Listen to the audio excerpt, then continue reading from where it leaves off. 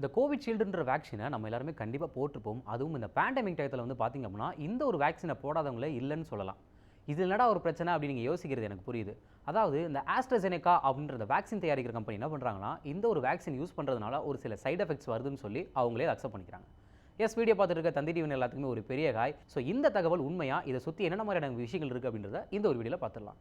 பிரிட்டிஷை சேர்ந்த ஒரு மருந்து நிறுவனம் தான் இந்த ஆஸ்ட்ராசெனேகா அப்படின்ற ஒரு கம்பெனி. இந்த கம்பெனி என்ன பண்ணுறாங்க அப்படின்னா, அவங்களே என்ன பண்ணுறாங்க அப்படின்னா, ஒரு டெய்லி கிராஃப் அப்படின்ற ஒரு நியூஸ் பேப்பரில் இந்த ஒரு ஆர்டிக்கலை பப்ளிஷ் பண்ணுறாங்க. அது என்ன அப்படின்னா, இந்த ஒரு வேக்சினை யூஸ் பண்ணுறதுனால ஒரு சில சைட் எஃபெக்ட்ஸ் வருது அப்படின்னு சொல்லி அதை அக்செப்ட் பண்ணிக்கிற மாதிரியான ஒரு சில தகவல்களை வெளியிடுறாங்க.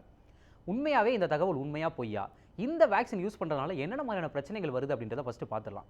இந்த வேக்சின் யூஸ் பண்ணுறதுனால பிளட் கிளாட்ஸ், அதாவது ரத்தம் உறைதல், இந்த மாதிரியான விஷயங்களும் சரி, இல்லை பிளட் பிளேட்லெட்ஸ் அப்படின்ற ஒரு சில விஷயங்கள் கம்மியாகிறதும் நம்ம உடம்புல நடக்குது அப்படின்றாங்க. ஸோ இந்த பிளேட்லெட்ஸ் அப்படின்றது என்னன்னு கேட்டிங்க அப்படின்னா, நம்ம ரத்த செல்களில் இருக்கிற ஒரு ரத்த தட்டுகளை தான் வந்து இந்த பிளேட்லெட்ஸ் அப்படின்னு சொல்கிறாங்க. இது குறையிறனால ஒரு சில பிரச்சனைகள் வரும். நம்ம டெங்கு வந்தால் கூட இந்த பிளேட்லெட்ஸ் தான் முதல்ல கம்மியாகும். ஸோ இதை சரி பண்ணுறதுக்காக தான் என்ன பண்ணுவாங்க அப்படின்னா, அந்த பப்பாளி இலையை அரைச்சு நமக்கு கொடுப்பாங்க. ஸோ இந்த பிளேட்லெட்ஸ் கம்மியாகிறதா அந்த நிறுவனமே சொல்லியிருக்கதா ஒரு அதிர்ச்சிகரமான தகவலாக வந்திருக்கு.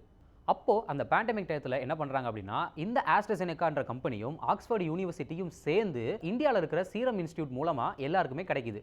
ஸோ இந்த வேக்சினால் ஒரு சில பேருக்கு இறப்புகளும் இல்லை, இந்த மாதிரியான சைட் எஃபெக்ட்ஸ் பாதிக்கப்பட்டவங்க என்ன பண்ணுறாங்க அப்படின்னா, இந்த லண்டனில் இருக்கிற வந்து ஹைகோர்ட்டில் என்ன பண்ணுறாங்க அப்படின்னா, ஒரு 51 வழக்குகள் இருக்குது. இந்த 51 வழக்குகளில் ஜெயிச்சு அவங்க என்ன பண்ணுறாங்க அப்படின்னா, 100 மில்லியன் பவுண்ட்ஸ் வர நஷ்டஈடு வாங்கியிருக்கதா ஒரு தகவல் வந்திருக்கு. ஸோ இந்த ஆஸ்ட்ராசெனேகாவை நல்லது, இந்த இதை எல்லாருமே யூஸ் பண்ணிக்கலாம்னு ஸ்டார்டிங்கில் வந்து இதுக்கு வந்து அக்ரி கொடுத்த இந்த இங்கிலாந்து கவர்மெண்ட் என்ன பண்ணுறாங்கன்னா, இப்போ வந்து இந்த விஷயத்தில் தலையிடாமல் இருக்காங்க. இந்த ஒரு விஷயம் எப்போ பூதாகரமாக வெடிச்சது அப்படின்னா, ஏப்ரல் மாதம் 2021 வருடம் என்ன பண்ணுறாங்க அப்படின்னா, ஜேமி ஸ்காட் அப்படின்றவர் என்ன பண்ணுறாருன்னா, கோர்ட்டில் வந்து ஒரு வழக்கு போகிறாரு. இந்த வேக்சின் யூஸ் பண்ணதுனால எனக்கு மூளையில் சிவியராக வந்து ஒரு சில காயங்கள் ஏற்பட்டு, பிளட் கிளாத் ஏற்பட்டு வந்து எனக்கு வந்து இந்த மாதிரி வந்து என்னோட வேலையை செய்ய முடியாமல் போச்சு.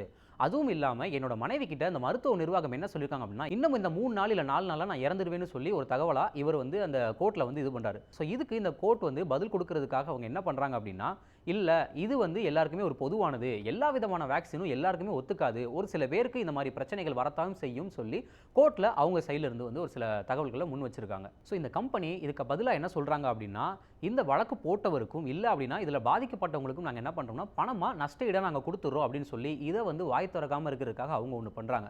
ஆனால் அவங்க என்ன சொல்கிறாங்க அப்படின்னா, எப்படி நீங்கள் இந்த மாதிரி வந்து பொதுவாக நீங்கள் எப்படி சொல்ல முடியும், இந்த இது வந்து இப்படி இந்த வேக்சின் போகிறனால வந்து பிரச்சனைகள் வராதுன்னு சொல்லி இவங்களும் எதிர்க்கறத்தை மாறி மாறி முன் வச்சுக்கிட்டு தான் இருக்காங்க. ஸோ ஃபைனலாக இந்த ஜேமி ஸ்காட் அப்படின்ற வழக்கு போட்டார்ல, அவரோட வழக்கறிஞர் சொல்கிற கூட்டுக்கு இன்னமும் இந்த கம்பெனி என்ன பண்ணுறாங்க அப்படின்னா, வாய் திறக்காமல் அப்படியே இந்த கேஸை பெண்டிங்லேயே வச்சுருக்காங்க. இந்தியாவிலையும் இந்த கோவிஷீல்டுன்ற வேக்சினை நம்ம எல்லாருமே கண்டிப்பாக போட்டிருப்போம். ஸோ இப்படி போட்டிருக்கனால நமக்கும் இந்த மாதிரி ஏதாவது பிரச்சனைகள் வருமா, நம்மளுக்கும் இந்த மாதிரி இறப்புகள் ஏதாவது ஹார்ட் அட்டாக் மூலமாக ஏதாவது வருமா அப்படின்னு சொல்லி யாருமே பயப்பட வேணாம். இது ஜஸ்ட் இந்த மாதிரி ஒரு சில விஷயங்கள் இருக்குது அப்படின்றத தெரிஞ்சுக்கிறதுக்காக மட்டும்தான் இந்த விஷயத்தை நாங்கள் சொல்கிறது. ஸோ இதை பற்றி உங்களோட கருத்துக்களை நீங்கள் கமெண்ட்ஸில் சொல்லுங்கள்.